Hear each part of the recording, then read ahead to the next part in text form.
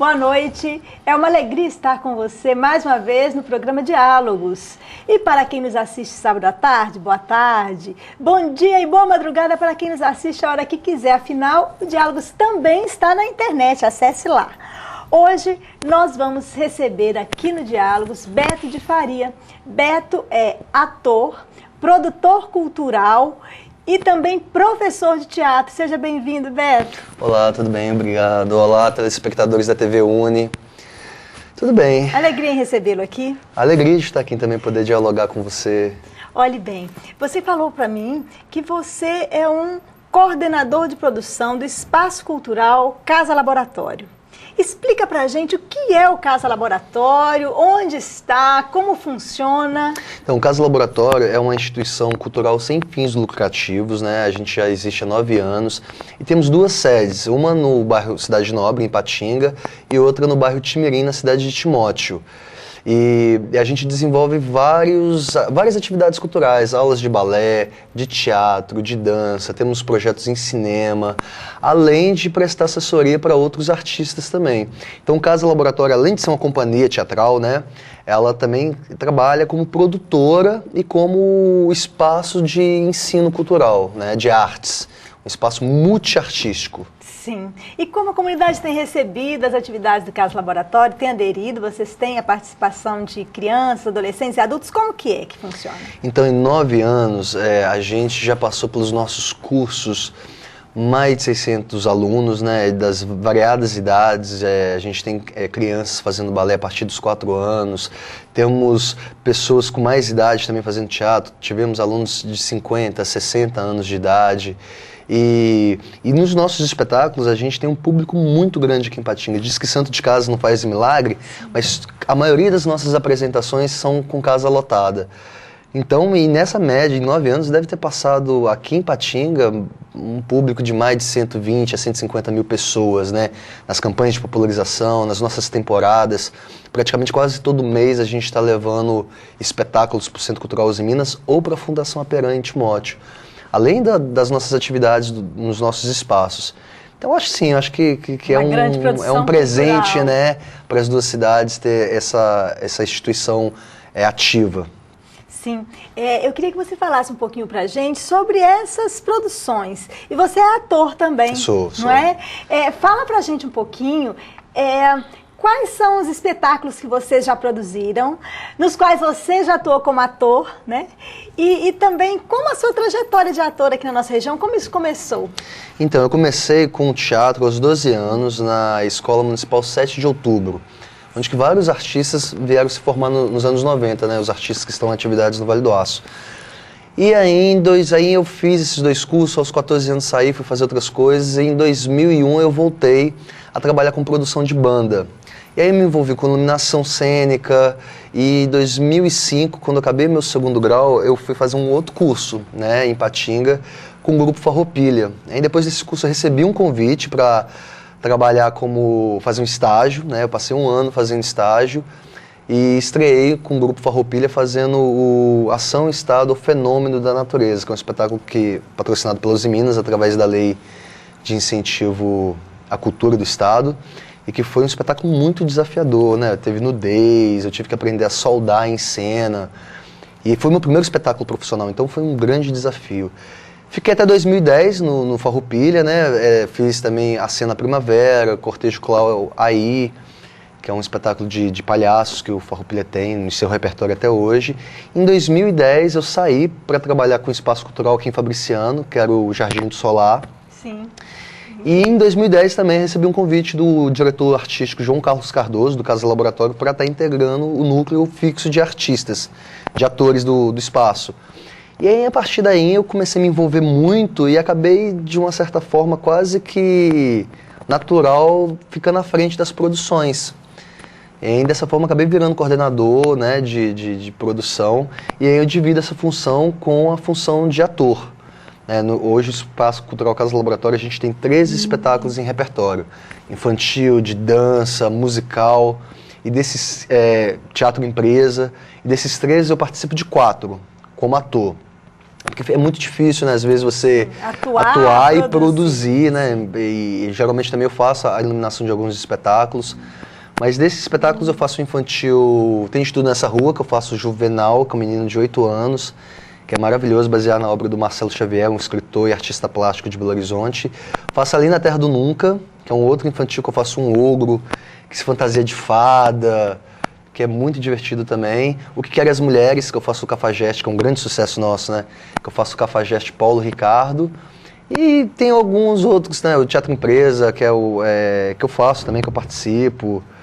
E fiz filme também, já fiz um longa-metragem com o pessoal da Brasil Cinematográfica, que é o Ouro das Sete Cruzes. 3 curtas-metragens, né? O Facção, que é o mais evidenciado que eu fiz lá no Rio. Então, acho que 9 anos de carreira, fiz muita coisa para quem está no interior do estado, né? Eu acho que isso é legal também de ver quem está no interior. É difícil trabalhar como artista, mas que existe uma possibilidade, né? Que eu não preciso estar me deslocando. Sim. Você está trazendo uma coisa interessante. Eu tenho conversado com outros artistas da região aqui e a gente sempre tem relembrado, né?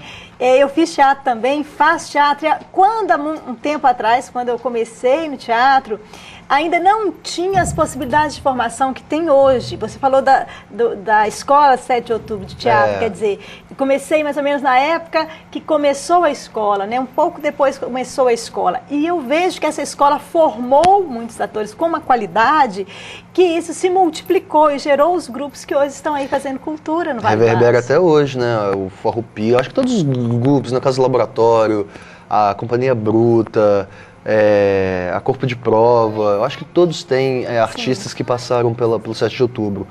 E aí é uma coisa que a gente fica triste, que hoje a escola está desativada, a formação hoje está com essas instituições privadas, né? São sem fins lucrativos, mas não são do poder público. E é uma pena, porque era uma ação muito efetiva do poder público em relação ao fomento cultural. E estando com o poder público, né, e é importante a gente frisar que o alcance é muito maior. Né? É aberto a toda criança, todo adolescente que deseja fazer teatro, porque pelo poder público é uma formação gratuita, né? E aí tem uma força importante também.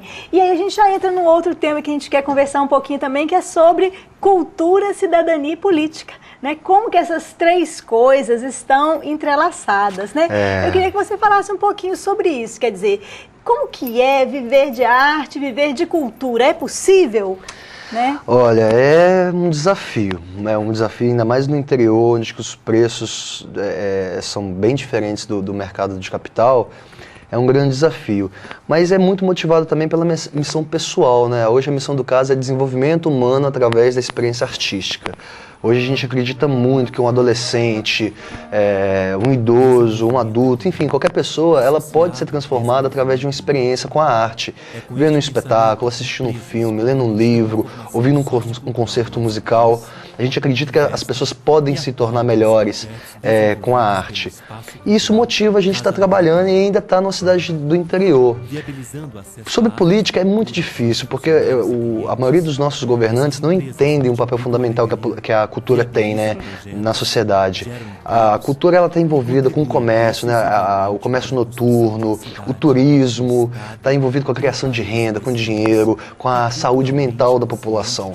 E, infelizmente, hoje no Vale do Aço, a gente não tem essa preocupação, uma política séria, realmente.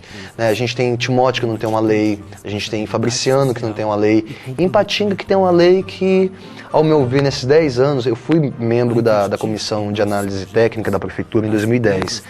E desde lá eu vi que não mudou, então é eleitoreiro, a gente está chegando agora no final do ano, a lei deve sair agora em agosto ou setembro, e aí só tem 3 meses de atividades culturais financiadas pelo poder público, que vai uma se chocar com a outra e acaba que a população não vai ter como ver todas as coisas ou poder assistir a maioria das apresentações.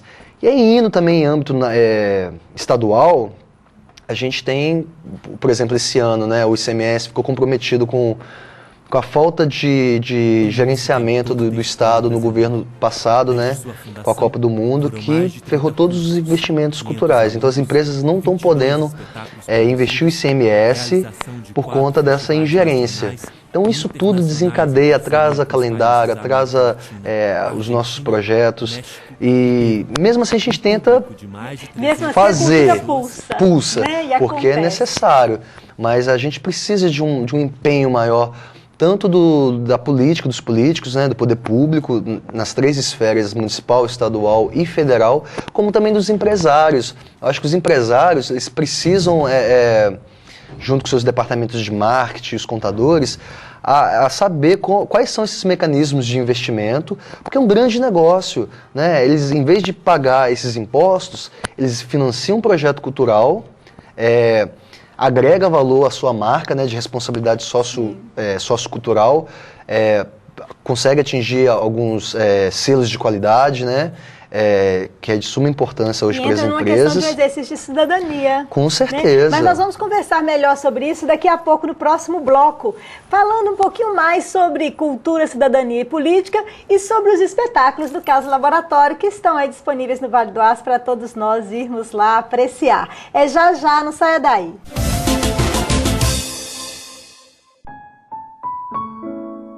Existe um velho ditado que é do tempo do Zagai. Diz que um pai cuida de 10 filhos, mas 10 filhos não cuidam de um pai. Sentindo o peso dos anos, sem poder mais trabalhar, o velho peão estradeiro com seu filho foi morar.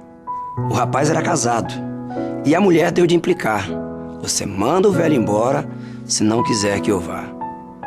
E o rapaz, coração duro, com seu velho foi falar: para o senhor se mudar, meu pai, eu vim lhe pedir. Hoje aqui da minha casa, o senhor vai ter que sair. Leve este couro de boi que eu acabei de curtir para lhe servir de coberta aonde o senhor for dormir. O pobre velho calado pegou o couro e saiu. Seu neto de 8 anos, que aquela cena assistiu, correu atrás do avô, seu paletó sacudiu. Metade daquele couro, chorando, ele pediu. O velhinho, comovido, para não ver o neto chorando, partiu o couro no meio e pro netinho foi dando. O menino chegou em casa, seu pai foi lhe perguntando: pra que você quer este couro que seu avô ia levando? Disse o menino ao pai: um dia eu vou me casar, o senhor vai ficar velho e comigo vai morar.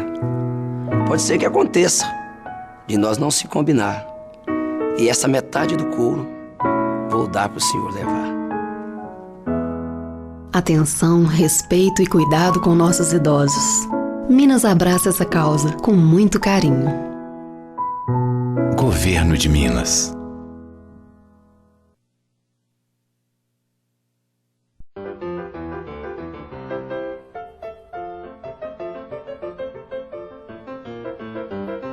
Oi, sabia que a sua empresa pode investir em cultura? É muito fácil.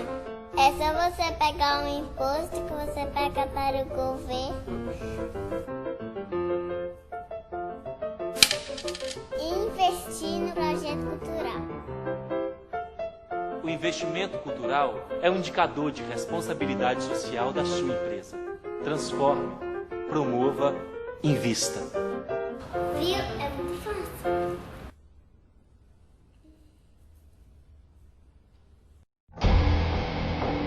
Quando uma pessoa provoca alguém como ele na rua, não tem ideia do que ele é capaz. Sou capaz de deixar pra lá.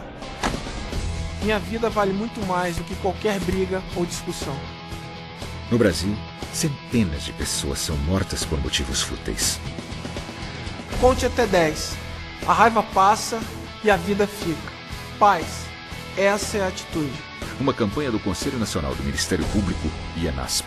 Apoio TV Uni Vale do Aço, a TV da nossa gente.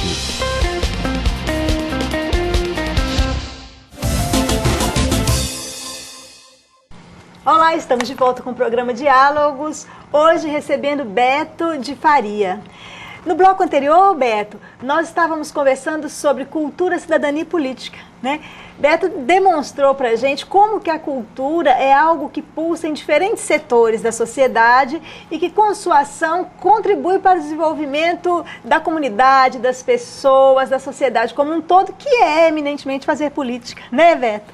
E conversamos também sobre a questão das políticas públicas para a cultura, né? E no bloco anterior, a gente terminou com o Beto falando um pouquinho sobre a participação dos empresários, ou sobre a importância de participação dos empresários para favorecer a produção cultural.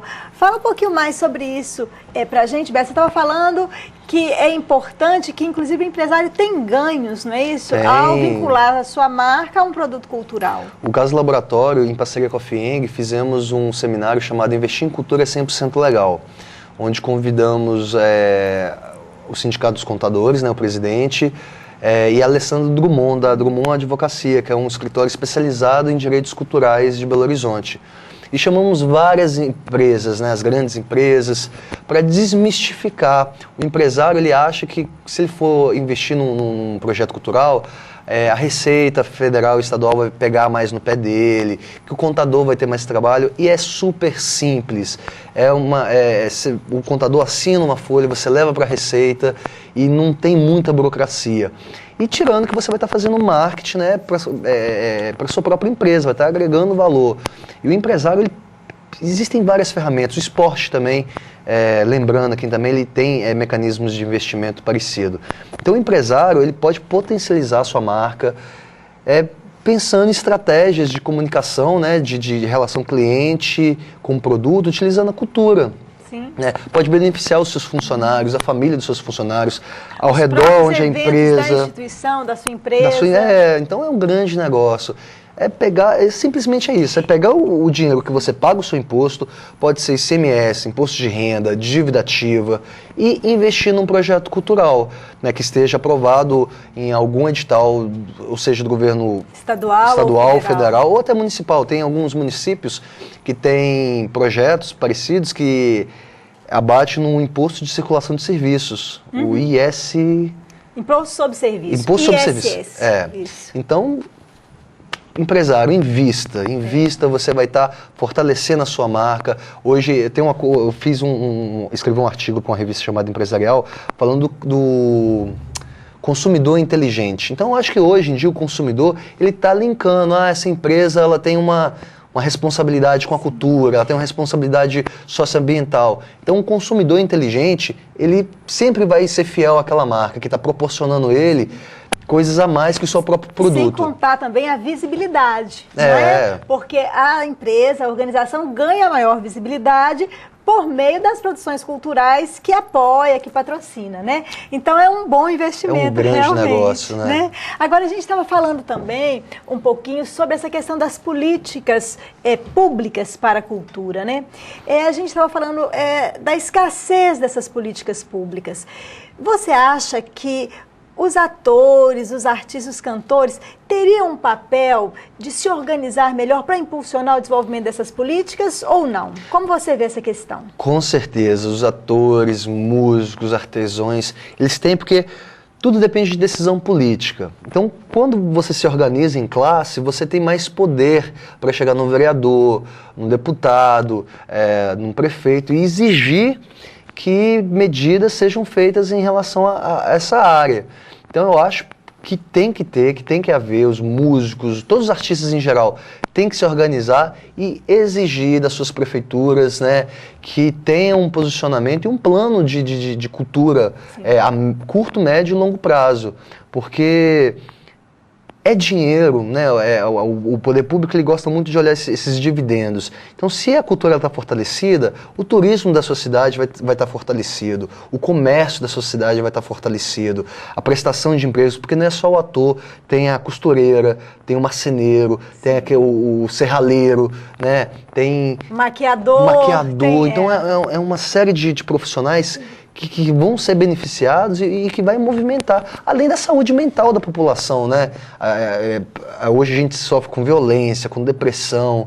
Então, quando você oferece à sua população acesso à cultura gratuita e de qualidade, você também está oferecendo para a sua população um escape mental das dívidas, da crise, da violência. Então é muito importante. Oxigênio, né? Oxigênio. Alegria, alimento para a alma. Verdade. E aí a gente observa também que numa mídia onde cada vez mais a gente só vê imagens de violência, ter opção de escolha para ver outras coisas esteticamente mais belas, né?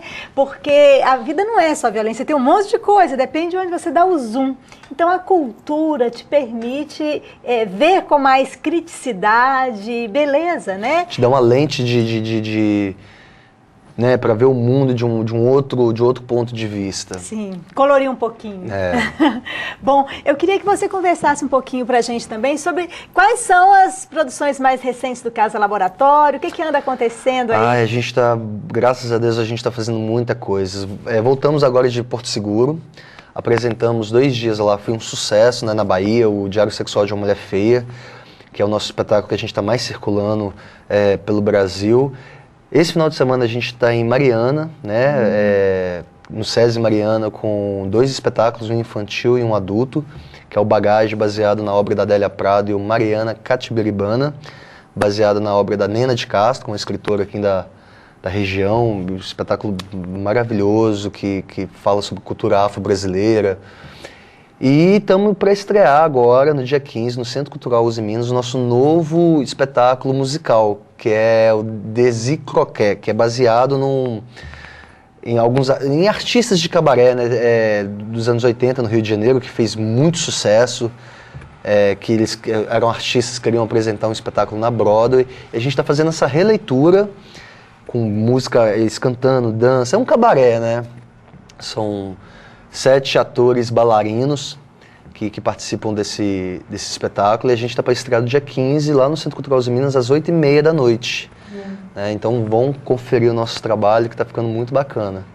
Esse espetáculo é um espetáculo infantil, não? Adulto? Não, adulto. É adulto. Sim, são 7 homens barbados que se vestem, né, se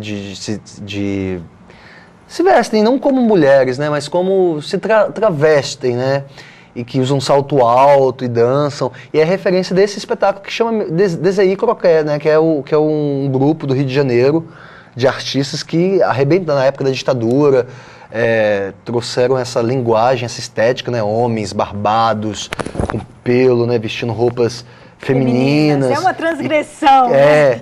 E a gente trouxe esse trabalho nessa época de transfobia, desse ódio contra o homossexual, né? Dessa discussão toda. Então a gente achou legal trazer esse espetáculo como forma também de protesto, né? De romper essas barreiras, de relembrar esses artistas que no Rio de Janeiro, nos anos 80 e 70, foram tão corajosos, numa época de ditadura, de trazer uma linguagem tão forte, impactante como essa, né? E vocês cantam e dançam? Cantamos, dançamos, é um cabaré, né? É um cabaré. Vale a pena ir lá conferir, então, com o Casa Laboratório, né? A gente já está encerrando o Diálogos de hoje. Eu queria que você falasse um pouquinho mais sobre cultura, né? Para você, incentivando aí. Você também é professor de teatro. Dou não aula. É isso? Você trabalha com que faixa etária? Então, eu trabalho com adolescentes e adultos, né? Eu dou aula em 2 módulos, né? O Casa Laboratório, a gente tem um curso que dura o ano inteiro, e eu sou o professor desses módulos. Né? Em Patinga eu dou módulo de iniciação, e em Timóteo eu dou módulo do Teatro do Oprimido, baseado na obra do Augusto Boal. E também de iniciação no Teatro da Aperam, no projeto Em Cena da Fundação Aperam. Agora, falando sobre cultura, né? Eu acho que a cultura ela é tão essencial quanto saneamento básico, educação e segurança. Eu acho isso sem sombra de dúvidas. É ela que traz essa sensação de pertencimento ao local, que traz a consciência cidadã de cuidar, né, da cidade, de cuidar do outro, do próximo e de se reconhecer a si mesmo.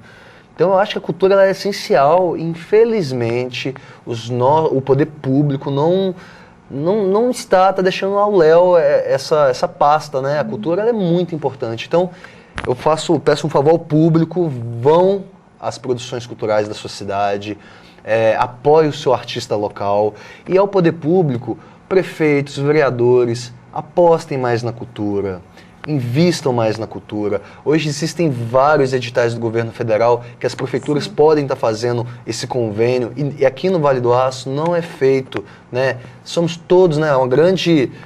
do mesmo partido, as 3 grandes cidades do Vale do Aço. Então vamos dialogar, vamos poder fazer mais, porque quem ganha é a população.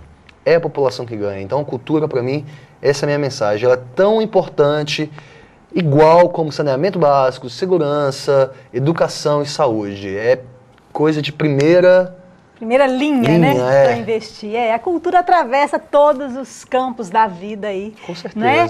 E aí, dando uma notícia, né, Fabriciana é o município da região do Vale do Aço que ainda não tinha sua lei municipal de cultura, que foi aprovada recentemente, e agora tem uma comissão já trabalhando para a criação do Conselho Municipal de Cultura. E aí a gente convida a população, a gente convida todos os artistas da cidade de Fabriciano para integrar esse movimento, participar do evento onde será eleito o Conselho Municipal de Cultura.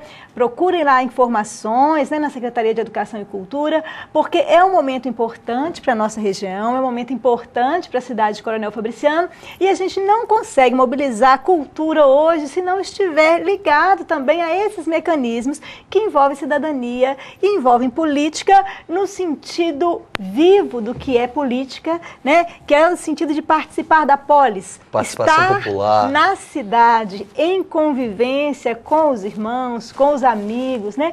Com as pessoas de uma mesma comunidade. E a cultura também cumpre esse papel de unir as pessoas, de fazer as pessoas dialogarem. Então vamos estar juntos nisso para promover a cultura na região do Vale do Aço e expandindo aí para o Brasil e para o mundo, como faz, né, o Casa Laboratório aqui. Bom, muito obrigado, foi um prazer imenso recebê-lo. Obrigado aos telespectadores da TV Uni, e que assistam Diálogos, continuem assistindo, que vai vir muita gente interessante ainda dialogar com vocês. Muito obrigado, tá bom? Ok. Valeu, meu amor. Obrigado.